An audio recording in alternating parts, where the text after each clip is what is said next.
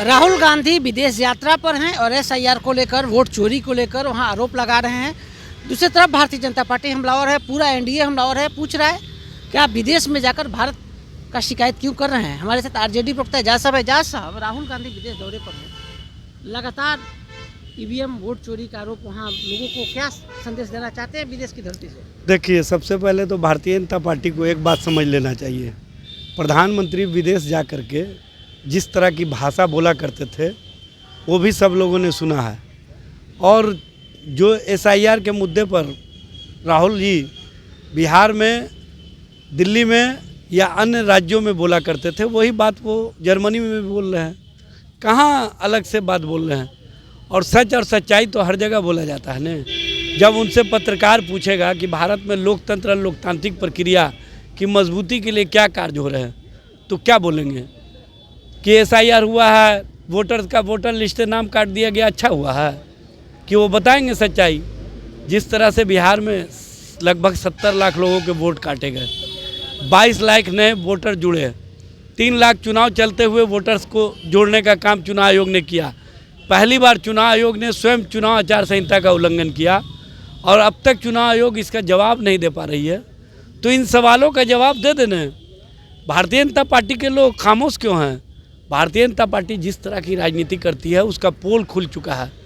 अब बिहार के जो मामले सामने आए हैं और जिस तरह से केंद्रीय मंत्री जीतन राम मांझी जी ने स्वीकार किया है कि हमने जिला अधिकारी को मैनेज करके अपने विधायक को जितवाने का काम किया, अब कहने के लिए कुछ बचा है क्या? अब तो भारतीय जनता पार्टी या तो उनको मंत्रिमंडल से बाहर करे कि गलत बात बोले हैं, या फिर भारतीय जनता पार्टी इस बात को स्वीकार करे कि जीतन राम मांझी जी ने जो बात बोला है वो सच है। देखिए, दूसरा सवाल है कि जो अल्पसंख्यक समाज है, बीजेपी का दावा है, एनडीए का दावा है कि पूरी तरह देश में सुरक्षित है। फिर राहुल गांधी का गलत भाई, देश में सुरक्षित है इसका गारंटी कहाँ भारतीय जनता पार्टी देती है? जब केंद्रीय मंत्री जिस तरह की भाषा बोलते हैं, एक महिला का जब अपमान हुआ, उसके साथ दुर्व्यवहार हुआ, उसके साथ जिस तरह का बर्ताव हुआ, उस पर वो क्या कहते हैं, जहन्नुम में चली जाए।